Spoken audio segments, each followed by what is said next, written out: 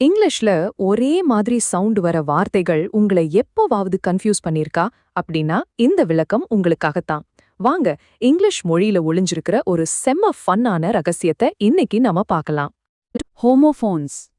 இந்த வார்த்தை கேட்கறதுக்கு கொஞ்சம் பெருசா இருந்தாலும் அதோட அர்த்தம் ரொம்பவே சிம்பிள். இந்த ஹோமோஃபோன்ங்கிற வார்த்தையிலே அதோட அர்த்தம் ஒளிஞ்சிருக்கு தெரியுமா? ஹோமோ அப்படின்னா ஒரே மாதிரி, ஃபோன் அப்படின்னா சத்தம் அல்லது ஒலி. அப்போ ஹோமோஃபோன்னா என்ன? ஒரே மாதிரி ஒலி இருக்கிற வார்த்தைகள். அவ்வளோதான், ரொம்ப சிம்பிள்.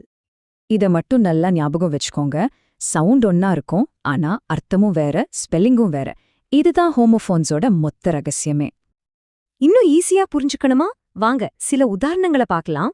ஒரே சவுண்ட்ல ஆரம்பிக்கிற ரெண்டு வேற வேற கதைகளை கேட்க நீங்க ரெடியா? முதல்ல சி, அப்புறம் சி. SEACனா கடல், SEECனா பாக்குறது. சவுண்ட் ஒண்ணுதான், ஆனா ஒன்னும் அவ்ளோ பெரிய கடல், இன்னொன்னு நம்ம கண்ணு சம்பந்தப்பட்ட விஷயம். பாத்தீங்களா எவ்ளோ வித்தியாசம் இருக்குன்னு? அடுத்தது சன், அப்புறம் சன். SUN இது வானத்துல இருக்கிற சூரியன். SON இது ஒருத்தரோட மகன். திரும்பவும் பாருங்க, சவுண்ட் ஒண்ணுதான், ஆனா அர்த்தம் எவ்ளோ மாறுது. இப்போ ஒரு கிளாசிக் எக்ஸாம்பிள் பார்க்கலாம். நைட் மற்றும் நைட். KNIGHT. இதுல K சைலண்ட், இதுக்கு அர்த்தம் ஒரு வீரன். அதே மாதிரி NIGHT, இதுக்கு அர்த்தம் இரவு. இங்கிலீஷ் மொழியோட இந்த விளையாட்டு எவ்ளோ சுவாரஸ்யமா இருக்கு பாருங்க.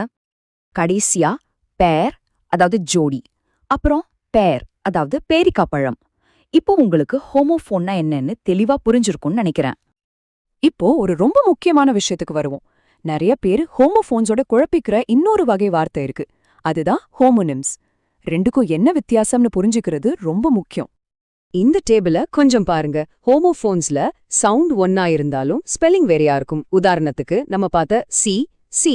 ஆனா ஹோமோனிம்ஸ்ல சவுண்டும் ஒண்ணுதான், ஸ்பெல்லிங்கும் ஒண்ணுதான். எக்ஸாம்பிளுக்கு ராக் மியூசிக், அப்புறம் நம்ம பார்க்கற கல் ராக், ரெண்டுமே ROCK தான்.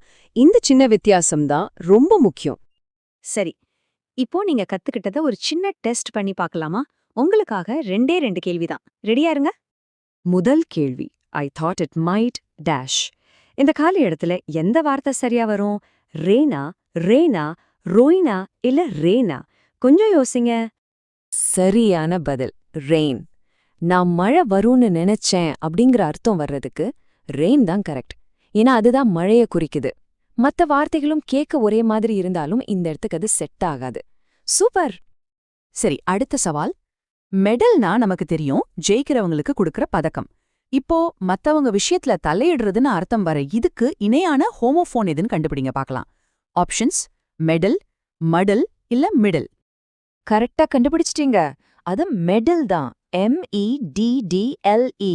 ஒரே ஒரு எழுத்து தான் வித்தியாசம், ஆனா அர்த்தம் பாருங்க மொத்தமா மாறிடுச்சு. உங்களோட இந்த புது திறமைக்கு வாழ்த்துக்கள். சரி, நாம இப்போ இந்த விளக்கத்தோட கடைசி பகுதிக்கு வந்துட்டோம். இதுவரைக்கும் கத்துக்கிட்ட முக்கியமான விஷயங்களை ஒரு தடவை ஞாபகப்படுத்தி பார்க்கலாம் வாங்க. அப்போ ஞாபகம் வச்சுக்க வேண்டியது இதுதான்.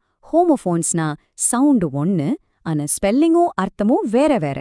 இந்த 3 விஷயங்களை மட்டும் நீங்க மனசுல வச்சுட்டா போதும். உங்களுக்கு இனிமே எந்த கன்ஃபியூஷனும் வராது. இதையெல்லாம் தெரிஞ்சுக்கிறது ஏன் இவ்ளோ முக்கியம்னு கேக்குறீங்களா? ஏன்னா நாம பேசுறது தெளிவா இருக்கணும்னா சரியான வார்த்தைய பயன்படுத்தணும்.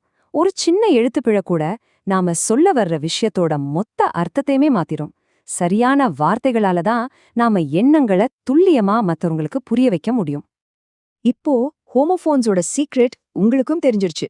இனிமே நீங்க படிக்கும்போதோ யார்கிட்டயா பேசும்போதோ உங்க டெய்லி லைஃப்ல எத்தனை ஹோமோஃபோன்ஸ் வருதுன்னு கவனிச்சு பாருங்க. இங்கிலீஷ் மொழியோட இந்த சுவாரஸ்யமான உலகத்தை நீங்களும் என்ஜாய் பண்ணுங்க.